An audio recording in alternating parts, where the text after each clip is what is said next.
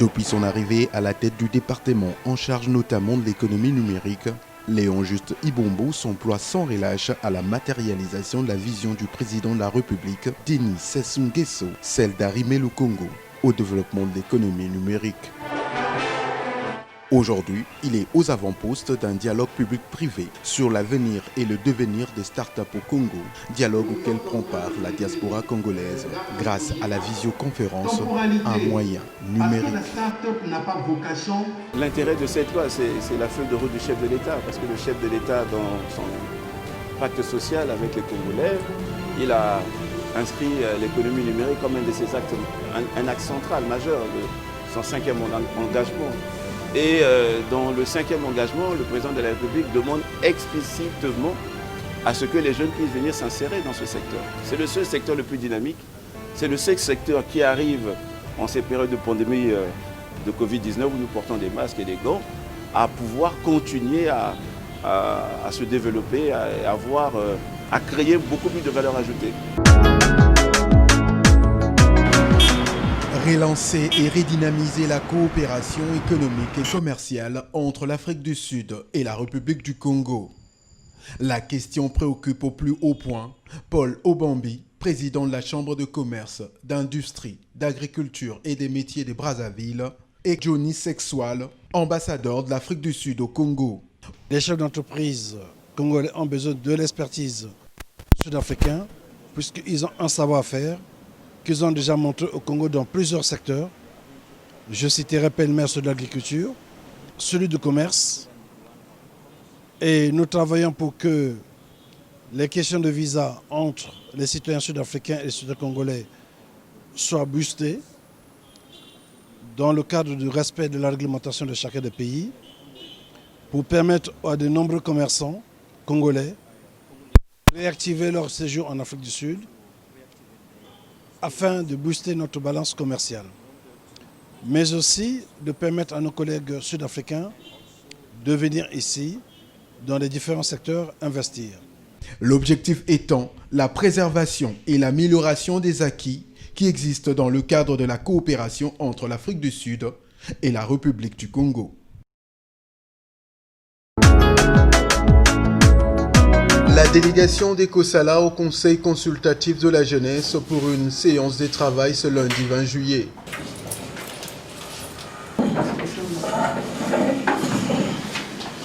Vous savez que l'entrepreneuriat aujourd'hui devient, comme l'a dit le secrétaire exécutif, une vraie alternative à l'emploi. Mais nous avons observé que sur le terrain, il y avait beaucoup de freins. Mais on ne peut pas s'arrêter aux freins. Si aujourd'hui il n'y a pas d'emploi et qu'on ne peut pas créer les entreprises, qu'allons-nous faire? Allons-nous rester à la maison, pleurer ou accuser les autorités? Donc nous avons pris l'initiative de trouver des solutions alternatives. Les solutions alternatives, c'est quoi?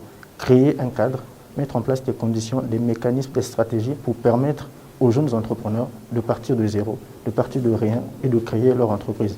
En ce temps de Covid-19, Kanso Mohamed, coordonnateur chargé des relations extérieures de Kosala, a remis à Juste Bernardin Gavé, le Air Docteur, un badge désinfectant distribué à Brazzaville par son établissement Émergence, histoire de lui permettre de mieux se protéger contre la Covid-19.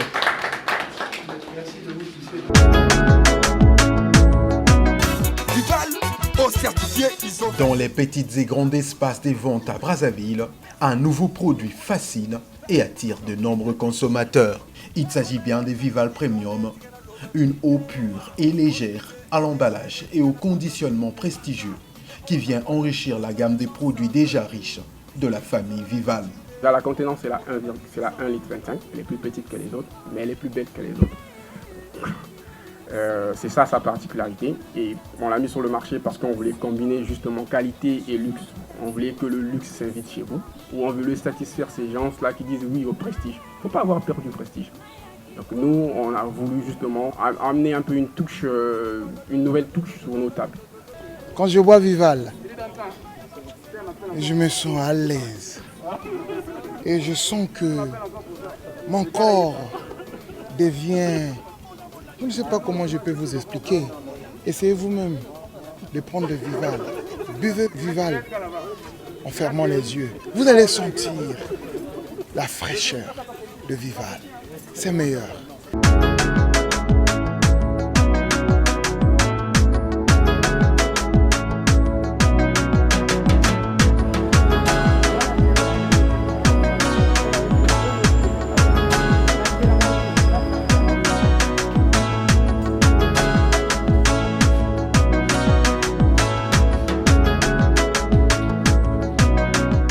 Alors chez Anaox, nous avons l'habitude de dire que nous créons, nous consolidons et nous renseignons la relation humaine à distance. Nous offrons des prestations généralement à distance, toujours allant dans le sens de la relation client. Parmi les services qu'on offre, nous avons le télésécrétariat. Le télésécrétariat, c'est un service qui met à la disposition des entrepreneurs, des entreprises, des secrétaires à distance. Nous avons un nombre assez important de formations que nous offrons dans le domaine des métiers de la gestion de la relation client. Et nous avons également un plateau graphique. C'est là que nous concevons des visuels pour des entreprises.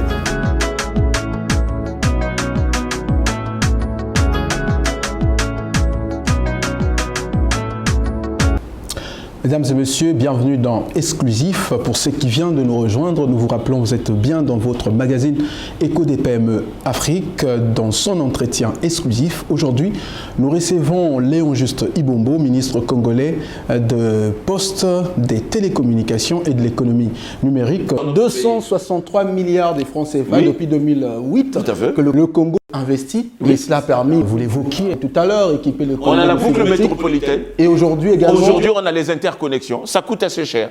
La quasi-totalité du territoire national est couvert par la toile. Comment comprenez-vous que lors de son rapport de l'Union internationale des télécommunications publié en 2017, le Congo ne figure pas dans le top 15 de pays qui développent le TIC? Monsieur Serge Lepote, je veux vous répondre sans langue de bois. J'ai ici les États 2020.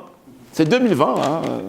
Je n'ai pas inventé, c'est 2020, de l'Alliance for Affordable Internet, E4AE. Cette alliance classe le Congo 15e au rang africain, première dans la sous-région Afrique centrale. Le 4 mars dernier, vous avez signé un accord de partenariat avec une société indienne. La société, c'est Sterling & Wilson Private Limited, pour construire un data center à Pointe-Noire. Alors une question polémique, hein, on parle du montant, ça fait 17 milliards environ 17 milliards de francs CFA, mais il y a le Togo qui s'est doté de son data center, et le tout premier d'ailleurs, qui a coûté 12 milliards de francs CFA, un data center de niveau Terre 3 sur une échelle de 4. Je vous réponds. Alors, moi, je veux savoir où se trouve l'erreur. Non, je vous réponds. C'est pas polémique. Non, c'est-à-dire le data center que nous voulons mettre en place, c'est un projet d'ensemble. Il ne s'agit pas seulement de construire un data center. Je vous ai parlé tantôt que nous sommes en train de porter l'avant-projet de loi sur les startups pour accompagner les jeunes, pour faire venir les jeunes dans le secteur de l'économie numérique. À côté du data center, nous allons construire ce qu'on appelle une technopole. Vous avez lancé cet avant-projet de loi régissant l'écosystème des startups au Congo. Moi, j'aimerais d'abord, avant de savoir qu'est-ce que cela va changer, pourquoi avoir voulu associer notamment les start-upers dans la réflexion de la conception de cet avant-projet de loi? Parce que nous voulons faire participer l'ensemble de l'écosystème. Notre ambition, la feuille de route du président, c'est d'impliquer les jeunes pour que le jeune ne se dise pas ce qu'on a fait, ça ne correspond pas à mes desiderata. Mais ce jeune, demain, il va créer de la richesse parce qu'il va se mettre à embaucher. Lorsqu'il y aura beaucoup de commandes, il va se mettre à embaucher parce que lorsque vous commandez en ligne, il faut que le produit vous soit livré chez vous. Alors pour que cela soit fait en ligne, il faudra qu'il ait Internet chez lui à la maison parce qu'il n'a pas. Alors à quand la fibre optique dans les ménages? Ah non, bon, ça c'est la troisième phase du projet de couverture nationale en télécommunications. Vous avez tout à fait raison. Monsieur le ministre, merci. C'est moi qui vous remercie.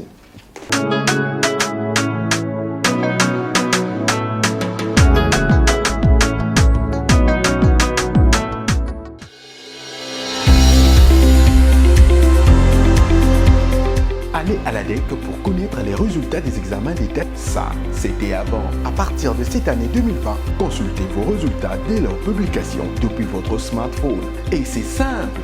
Téléchargez gratuitement DigiDEC sur Google Store et sur Apple Store. Démarrez l'application, sélectionnez votre examen ou concours, tapez correctement votre numéro matricule ou votre nom, prénom et l'année de votre examen. Lancez la recherche et votre résultat s'affiche. Vous pouvez même le partager à vos proches. Avec Digidec, luttons contre la Covid-19 en consultant les résultats des examens d'État depuis un téléphone mobile sans être obligé de se rendre à la DEC pour respecter la distanciation sociale. Digidec est une application de consultation des résultats des examens d'État de la Direction des examens et concours de l'enseignement général.